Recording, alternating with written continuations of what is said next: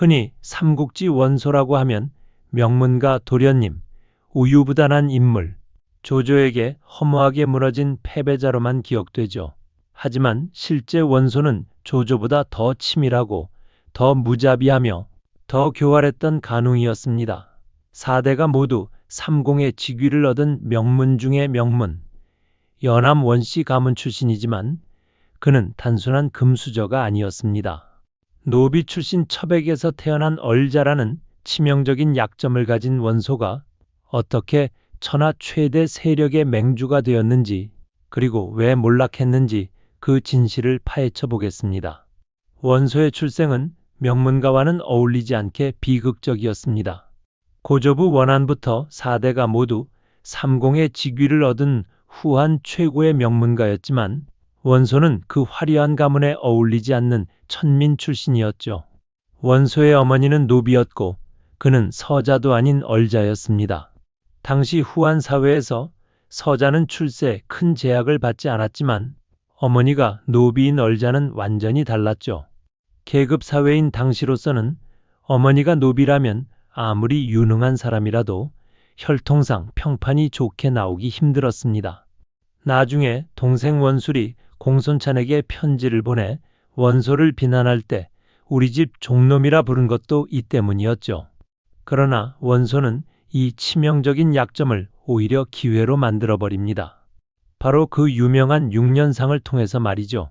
20세 무렵 원소는 친부와 양부를 합쳐 총 6년 동안이나 움막살이를 하며 상을 치렀습니다.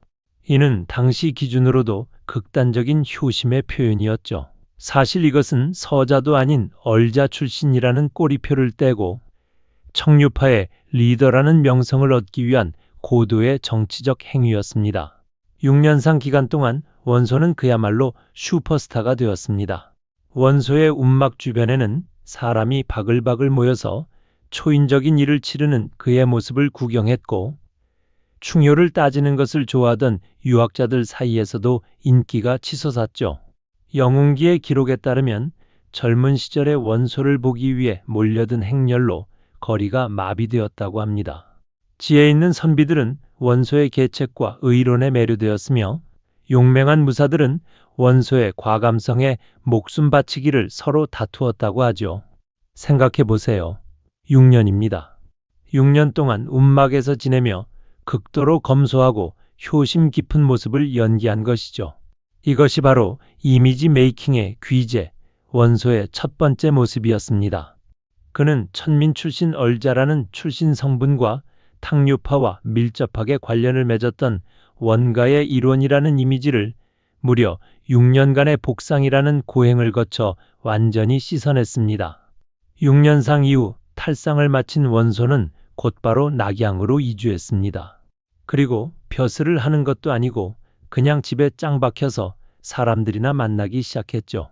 오죽하면 숙부뻘인 원회가 네 역적질 모이하니 지금 우리 가문 말아먹을 셈이냐 라고 욕을 할 정도였으니 꽤 많은 사람들이 왔다 갔다 했던 모양입니다.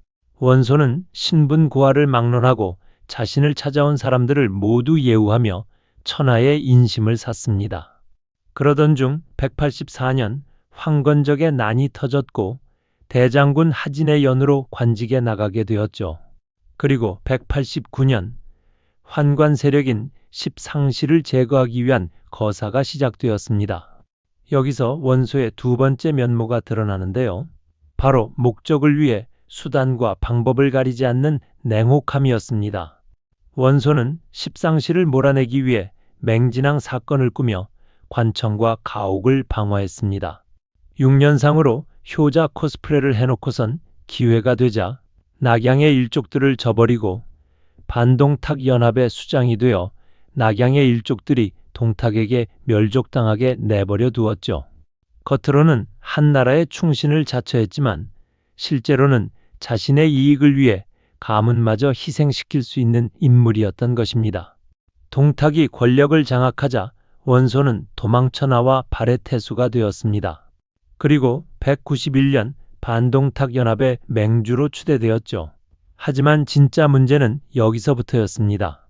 원소는 이름만 맹주였지 실질적인 세력은 미약했습니다. 임지인 발해군조차 제대로 다스리지 못하고 있었고 군량을 자급할 능력도 없었죠. 이때 원소는 기막힌 모략을 펼칩니다. 바로 기주목 한복에게서 기주를 빼앗는 일이었죠. 원소는 공손찬을 부추겨 기주를 공격하도록 했습니다. 공손찬이 기주에 들어와 한복을 격파하자 원소는 북쪽으로 진군하면서 이들을 격파하거나 회유하고 병합하여 급격히 세를 불렸습니다.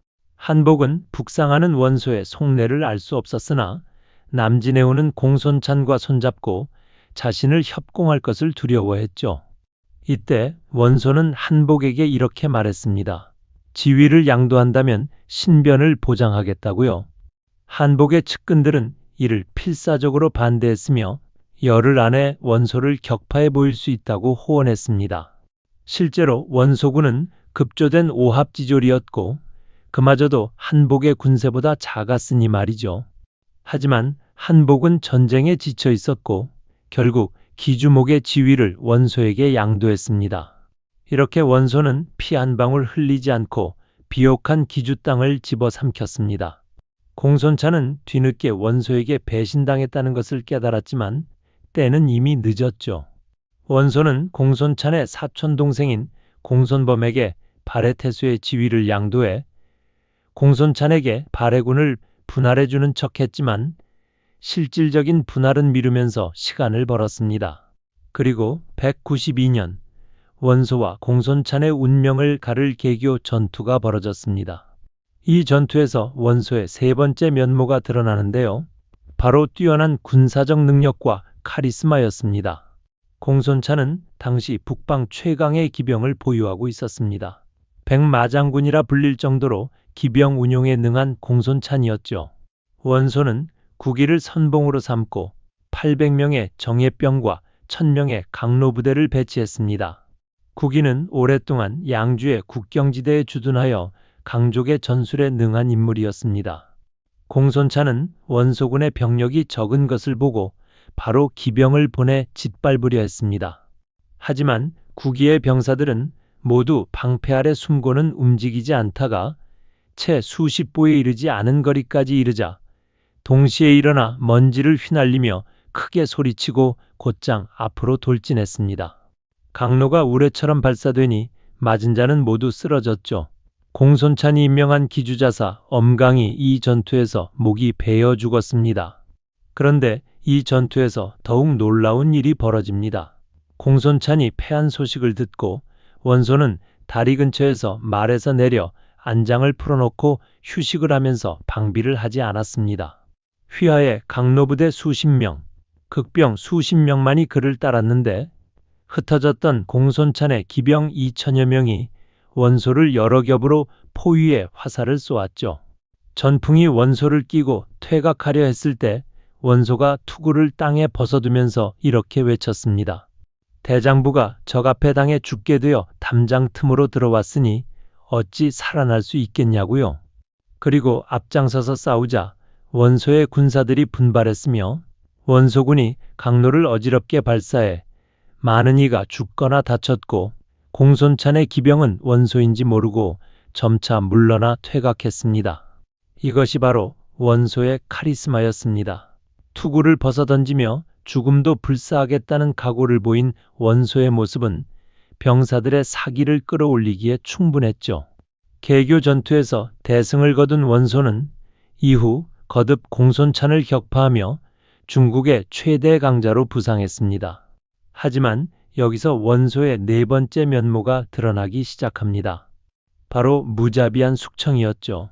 계교 전투의 1등 공신이었던 국위는 자신의 능력과 공만 믿고 함부로 행동했습니다. 원소는 가차없이 국위를 처형했죠. 국위가 죽은 후 공손찬과의 싸움은 매우 어려워졌지만 원소는 개의치 않았습니다. 자신의 권위에 도전하는 유능한 부하는 용납할 수 없었던 것이죠. 그리고 199년 공손찬을 완전히 멸망시킨 원소는 기주, 유주, 병주, 청주 등 4주를 장악하며 최전성기를 맞이했습니다. 이때 원소는 교만해지기 시작했고 내심 황제가 되고픈 마음이 있었으나 겉으로 드러내지는 않았습니다. 부하들의 마음을 떠보기 위해 원소는 은밀히 경포라는 인물을 불러 부하들 앞에서 이렇게 말하도록 시켰습니다. 참의서를 통해 붉은 덕은 쇠잔에 다했고 원은 황윤이 되니 마땅히 하늘의 뜻에 순응하라고요. 쉽게 말해 한나라는 이제 끝났으니 원소가 황제가 되어야 한다는 뜻이었죠. 경포는 원소의 말대로 했습니다. 주변에 있던 사람들 모두 경포가 망령된 말을 했으니 죽여야 한다고 비난했고, 이에 원소는 경포를 죽여 자신의 야심을 숨겼습니다. 이것이 원소였습니다. 황제가 되고 싶은 야욕을 가지고 있으면서도 겉으로는 한나라의 충신인 척하고 여론을 간보기 위해 타인을 희생시키는 교활함을 보인 것이죠. 한편 조조는 196년에 헌제를 옹립하며 협천자 이령제후를 실현했습니다. 원소는 이 기회를 놓친 것을 크게 후회했죠. 사실 원소에게도 황제를 모실 기회가 있었습니다.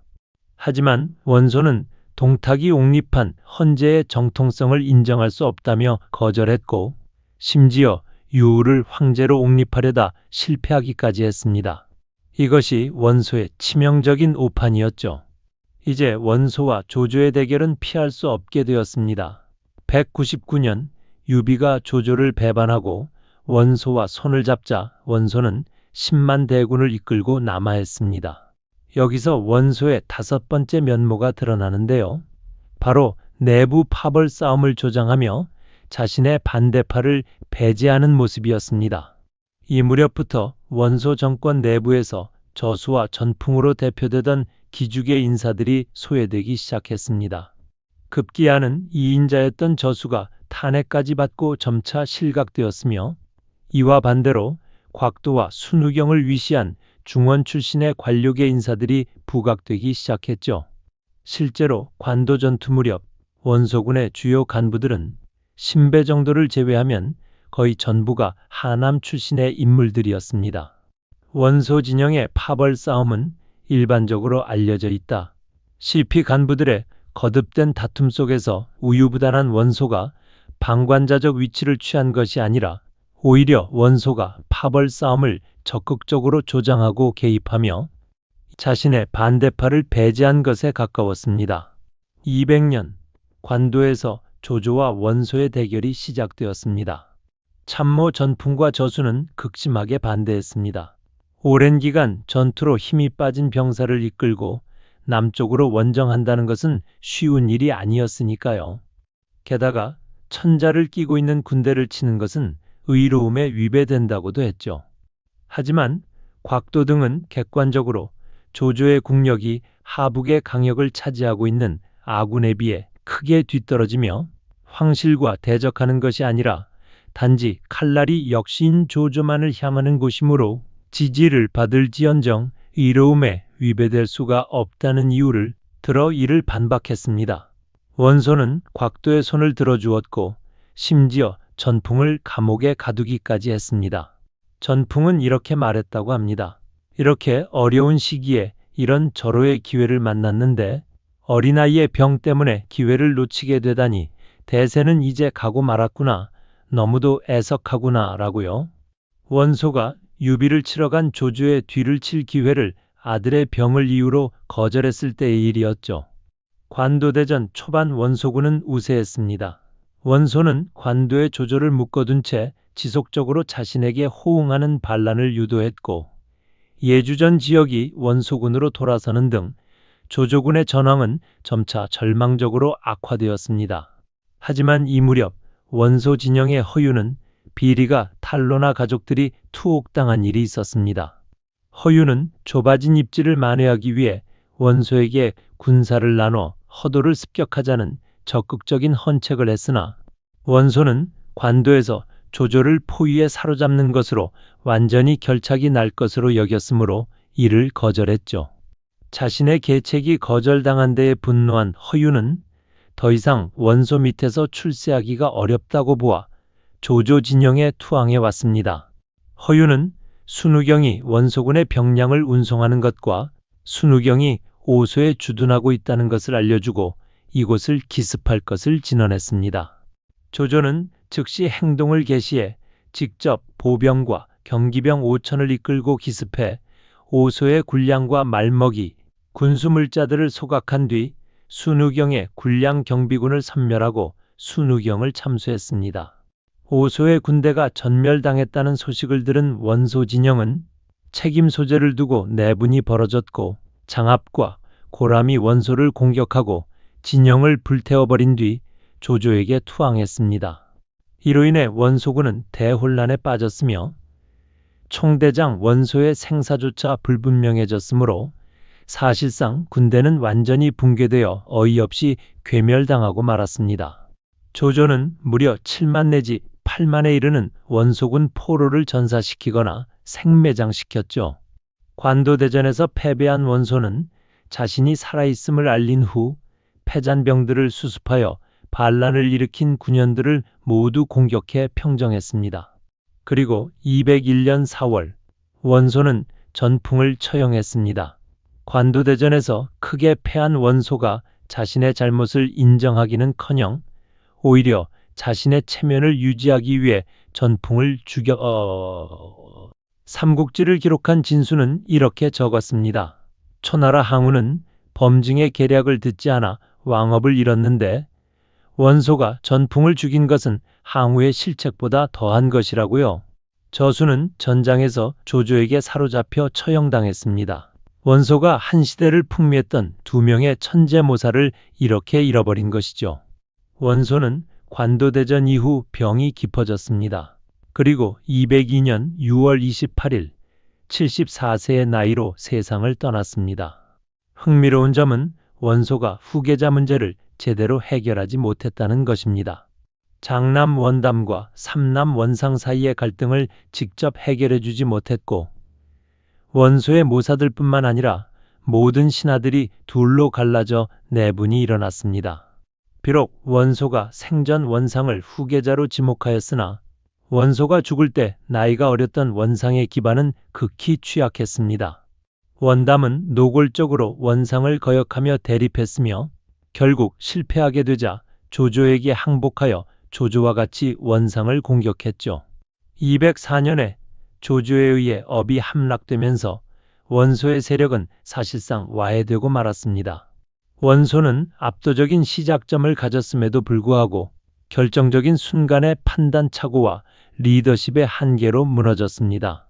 그는 조조 못지않은 정치력과 카리스마를 가졌으나 결정적인 순간에 사적인 감정을 앞세우거나 자신의 권위에 도전하는 유능한 부하를 용납하지 못하는 그릇의 차이 때문에 패배했다고 볼 수 있죠.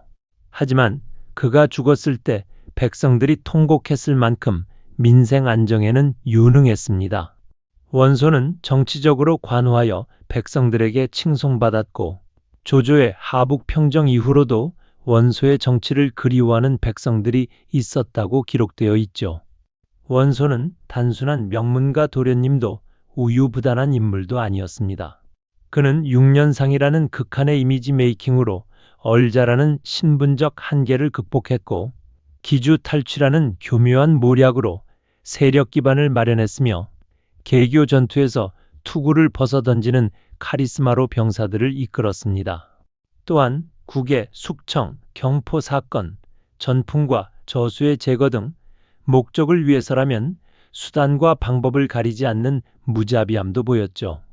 조조가 간웅이라면 원소는 그보다 더한 간웅이었습니다. 조조는 오히려 직설적이고 솔직한 인물로 보일 지경이죠. 후한말 군벌 난립기에 온갖 다양한 막장 인간 군상이 있었지만 동탁, 원술, 공손찬, 여포는 그저 탐욕만 추구하던 악당이었고 원소는 시세를 읽고 명분을 만들어 세상을 자신의 편으로 만들었던 처세술의 달인이었습니다.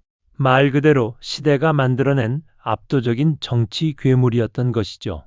원소의 인생은 우리에게 중요한 교훈을 남깁니다.